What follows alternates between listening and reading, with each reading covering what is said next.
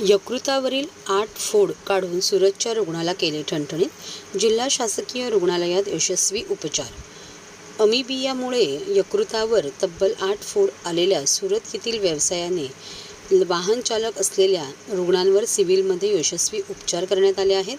गुजरातमधील सुरत शहरात वाहन चालक म्हणून काम करणारे शांताराम चव्हाण 30 वर्ष यांच्या पोटात दुखू लागले होते. प्रारंभी सुरतमधील एका खाजगी रुग्णालयात शांताराम यांच्यावर उपचार सुरू होते, मात्र त्यांच्यावर उपचार योग्य पद्धतीने होत नव्हते.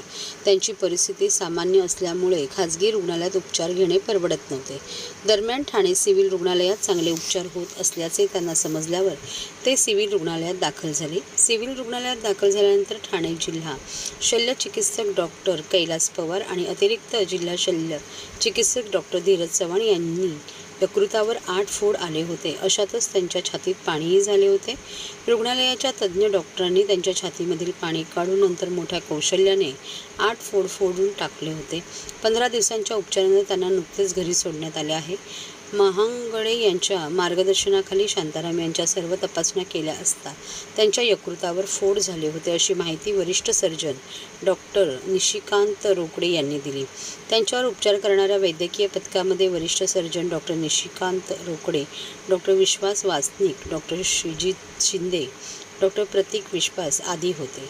रोगप्रतिकारक शक्ती कमी असणे, अशुद्ध पाणी, कच्ची भाजी अथवा बाहेरचे अन्न खाल्ल्यावर यकृतात फोड येण्याची शक्यता असते. सकस आहार, शुद्ध पाणी, भाजीपाला शिजवून खाणे असे आवाहन सिव्हिलचे वरिष्ठ सर्जन डॉक्टर निशिकांत रोकडे यांनी सर्वांना केले आहे.